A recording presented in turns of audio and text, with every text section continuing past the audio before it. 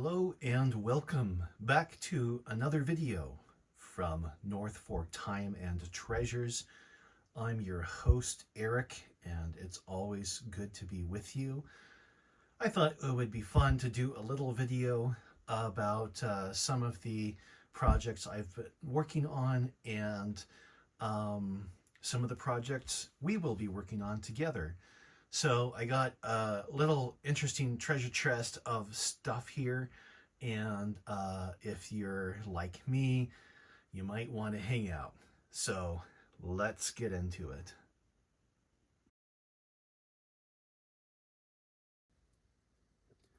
Okay, I hope this looks familiar. This is a project we've already gone through together. This is the Keuffel and Esser Company Transit Compass, Sighting Compass, Field Survey Compass. There are different names for these things apparently, and Clinometer. I will link the restoration video in the description, but it was a rather enjoyable video to make. I'm a horologist working on clocks and watches, so I applied some skill, though I have no experience whatsoever working on something like this. It was an absolute pleasure to work on something like this. This is dated from the 1920s to the 1940s. Haven't pinpointed it yet. They made a lot of changes to these basic compasses. One thing you didn't see in the video, and I'll talk in more detail in another, is I had to put a lacquer on these brass sights. See that? That's what happens when you don't have lacquer on brass. The oils from your skin and greases and crap corrode the brass. So that was, these were cleaned up, and off video I did apply lacquer to those and reattached them. I had talked about restoring the case, decided not to do that because it was just kind of, it wouldn't hold up to further cleaning or field use. So this is officially retired, and the compass will be going with me for my own amateur classical field survey work. Next on the list is a pipe, evidently. I know, usually we work on mechanical stuff, but I figured why not just expand this to antiques itself? Because I'm an antique guy, and this is North Fork Time and Treasure. This caught my eye. I bought a pipe last week that also looked like it was from the Art Deco age. Cleaned up nicely, and bought some tobacco. I smoked when I was in my early to mid 20s, more so cigars than pipes. But now that I'm in my late 40s, I just kind of feel like that kind of enjoying a fine tobacco is kind of settling well in my age. I partook occasionally, but lately just kind of craved that in my style, you know. So we see here, this is a Stetson Synchromatic. Clearly an Art Deco style, nice perfect geometry, nice straight lines. Synchromatic, they tend to use a lot of words like that. Automatic, streamline, jet, you know.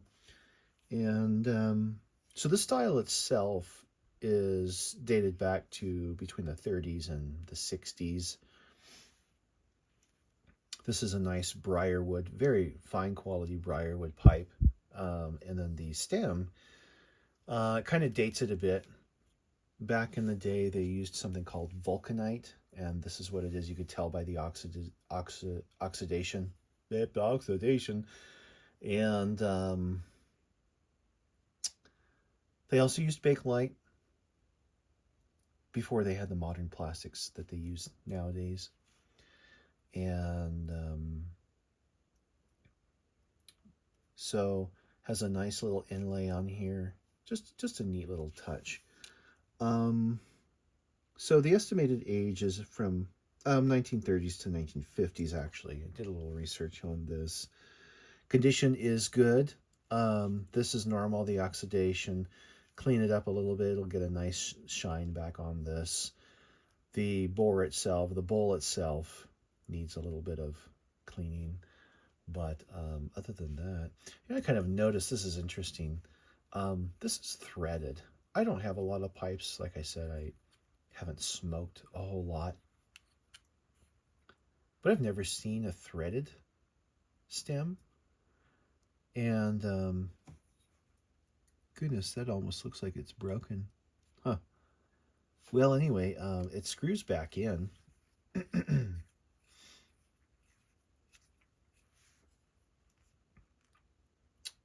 This piece of metal here gives it a nice inlay look. On the other side here, we see it says imported briar, Italy. So that gives us another key as far as the age itself. So this dates it now between like 1965 to 70, 75 maybe. We know now because of this it wasn't Stetson's original make, which would have been 30s to 40s, perhaps the 50s. The Mediterranean region was pretty good for briarwood. It says imported briar, Italy here. And so Stetson, Stetson was famous for hats and pipes, smoking accessories, wallets, men's apparel, men's goods. And so that kind of puts this on the time track here to the 60s. So that's okay. I like to have the old stuff, but it's newer, it'll last longer. And, it's not an antique I have to be super careful with. So what's kind of involved here? Obviously, pipe cleaner. I learned with my other pipe that I got last week in the other antique. You can clean it first the inside stem with a pipe cleaner and alcohol, isopropyl alcohol, and that will, the pipe cleaner itself will get some of the junk out, but the alcohol will definitely get the junk out. Maybe even Everclear, I have some of that for cleaning. That'll get a lot of the junk out of the stem. I will probably use, I do have a kind of I don't know if it's called a scraping tool for pipes, but we might clean that out a bit, get down to the hole, just make sure it's evenly worn.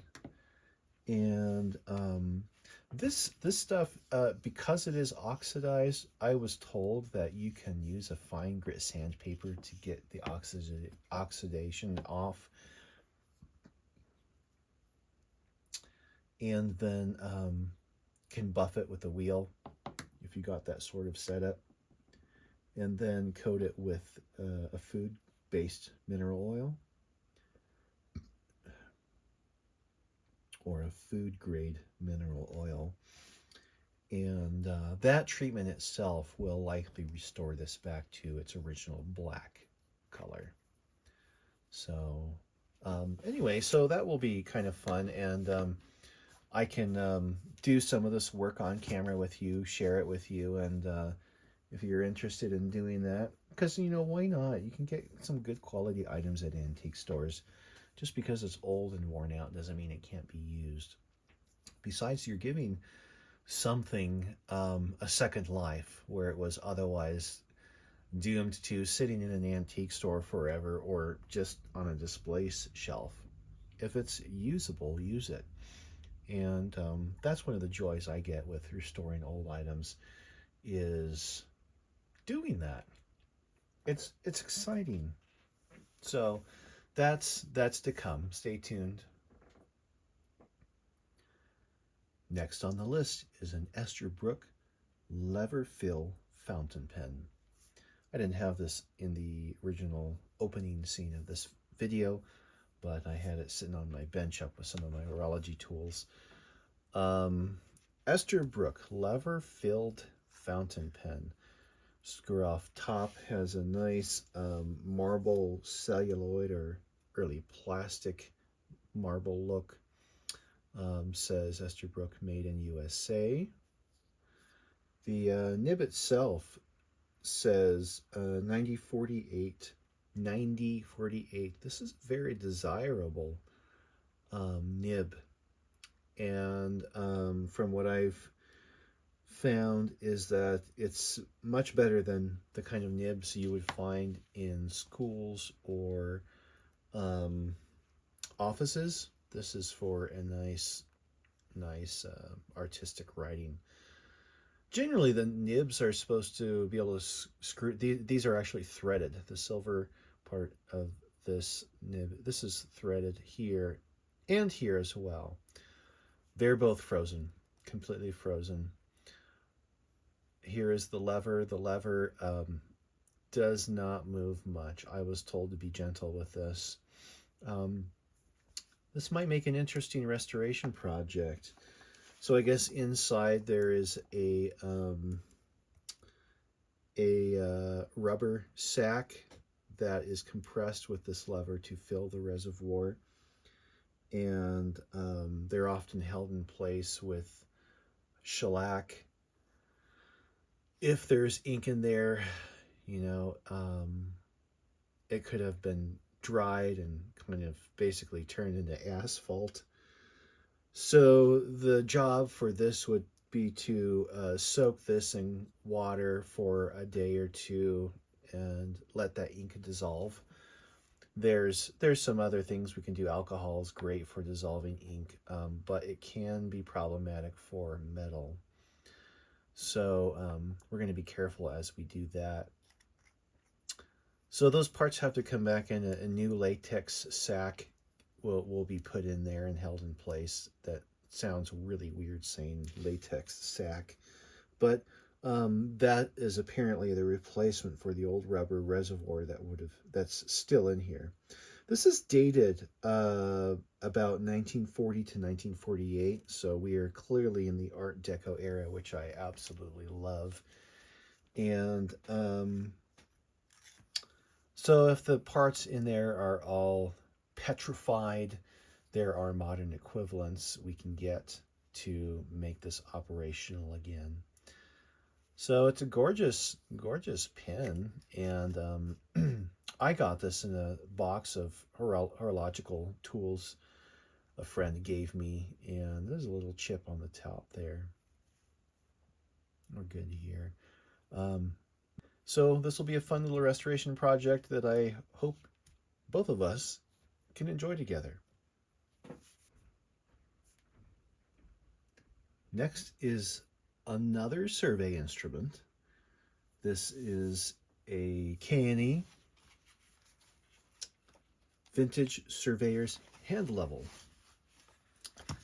This is the same company that made my compass, and yeah, it's kind of used.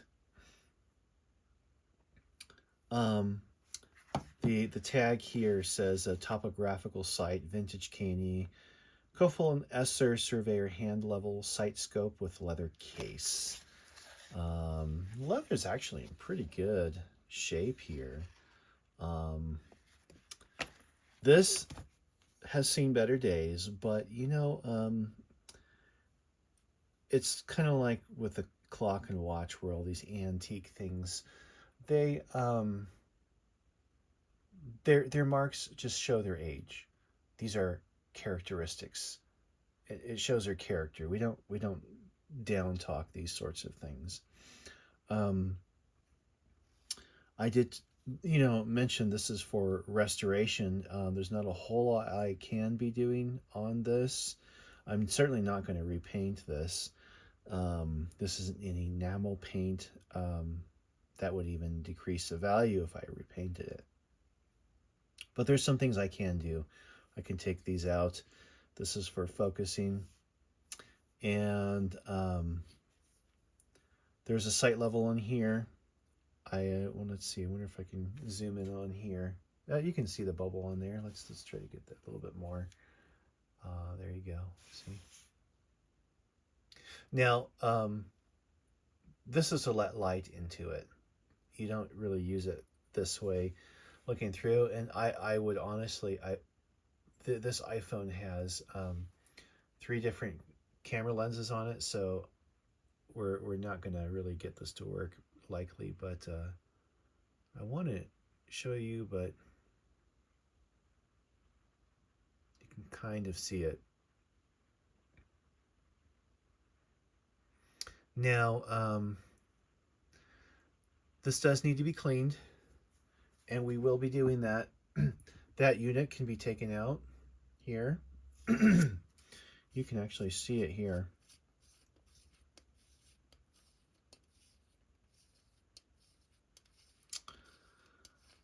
And we'll clean the mirror in there. We can probably clean the prism. I don't know if you'd even be able to see in there. Give it a shot. No. Yeah, I thought I'd try. So this is a sight level. So what they did was, you know, there's a guy a few hundred feet away with a rod that's painted a certain way, and the bubble in here, as you look through, there's a horizontal line, and the bubble here is reflected. That bubble will move up and down. Okay, once the bubble is even with the line, you know, a nice perfect circle on the line, that tells you that what you're looking at is level. And so this is kind of used to estimate elevation, layout, drainage, irrigation canals, run contour lines, check grades, quick topo surveys, used in irrigation, property lines, railroad, a mountain survey, all across America. Like I said, this is a K&E, Keuffel and Esser company. This particular one is dated approximately 1930 to 1950, somewhere in there. I don't see a particular model number, but I didn't see one on my compass either. The condition, like I said, is respectable. It's been out in the field. It's had a career, so you know that just adds to its charm, as we could say. K&E was the Cadillac of American survey instruments from the late 1800s to 1900s. This was used by civil engineers, surveyors, railroad right-of-way engineers, topographers, and mining engineers. You know, depending on how well I, you know, if this is not too banged up on the inside, I might take it out in the field with me just to give it a few runs. Kind of like things like this, I kind of feel like they're alive in a way. Give it a few runs just to see. But, you know, we can clean this up. This has got a little muck on it like my compass did. And so we'll have a nice short little video cleaning this guy up, especially the inner workings. And hope you'll join me for that. I got one more thing for you here. Here, let's set this up. Now, don't laugh.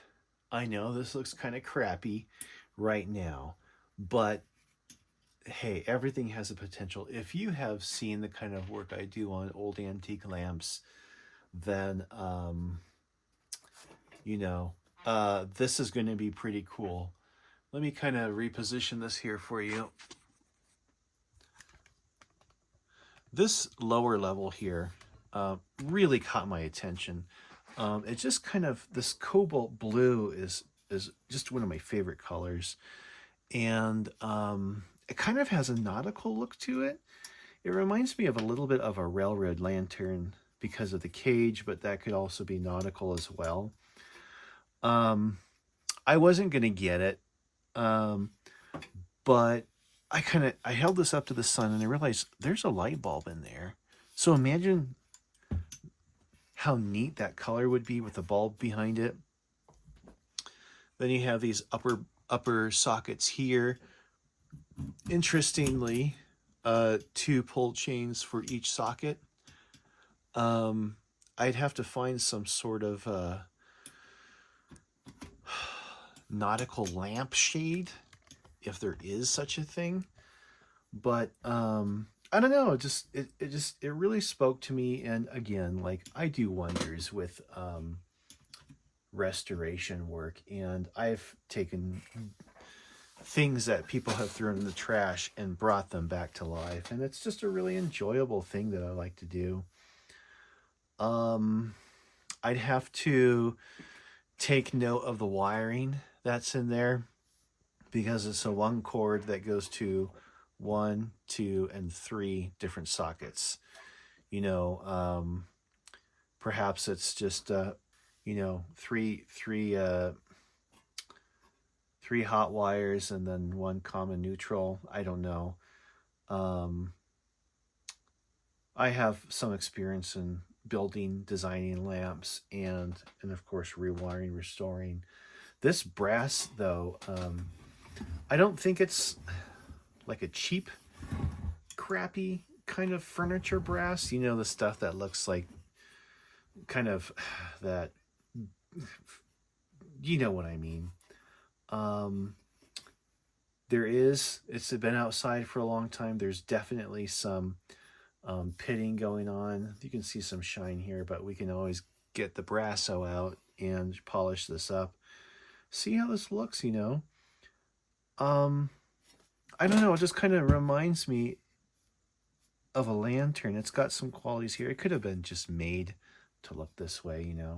Here's a on and off twist switch. And then your vent holes for your lantern flame. Oddly, I noticed the bottom green velvet was wet, a little wet, and it actually smells like kerosene, so I don't know if someone tried to fill it. So this will be a longer restoration job that will require some patience and TLC. This is interesting. This cord is wrapped entirely in electrical tape.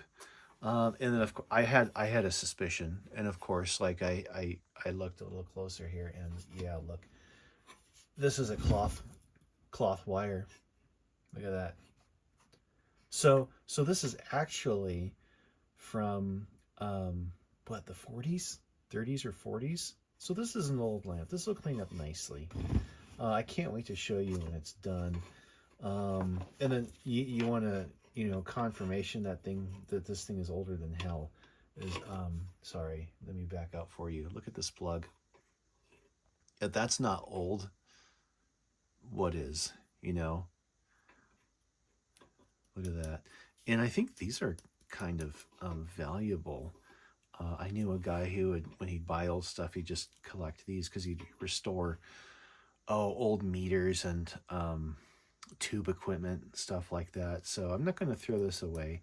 The old wire can go. You can even get new modern electrically compliant cloth wire.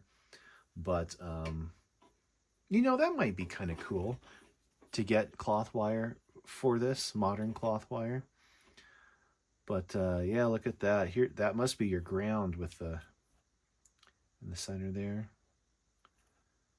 And, boy, that's pretty cool. But I don't know, just this stood out to me. I like antiques. I like bringing stuff back to life, and I thought this would be cool to work on. So, and one more thing to add to this. I couldn't find any markings on this anywhere, but I'm sure that as I get closer and closer to the insides, I will probably come across some sort of maker. God, I sure hope to hell I don't drop this thing and break it, because that would really suck. But anyway, so there's my handful of machines and gadgets and odds and ends. curio to do some work on. That's just a few projects coming up. I also have a crap ton of antique clocks that I'm going to be restoring as well. So I think I'm going to start. I usually just get them done here and off to be sold. Um, but I think it'd just be nice to include you guys on that process as well, because we need more younger people like my age or even younger to to keep this work going, because these clocks are still going to be around, and there are some quite nice ones that are in perfect pristine condition. We need people to be curious about our antiques and mechanical work, and just be willing to learn with them, be patient and understand them and restore them. The clock case you saw in the opening of the video, I didn't bring that back on. I don't want to bring it back on because I have to go take it off my model railroad main line that it's sitting on right now and bring it over. But that was another piece that was rescued from an antique shop. It was kind of in parts. And I've restored the case, and I restored the movement, and it's up on a test stand. You can't see it right now, but it's been restored. Actually, just had to service it. It could use a bushing or two, but it's just run flawlessly. It's an 8-day movement, and it probably ran for 14 days, and it was just great. So that's going to go in the case. I think the problem with that originally was the glass was broken, the glass bezel. So they kind of carved out a piece of flat glass, put it in, but then the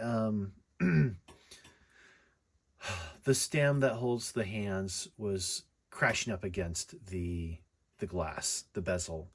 So I obviously have a supplier. I'm ordering a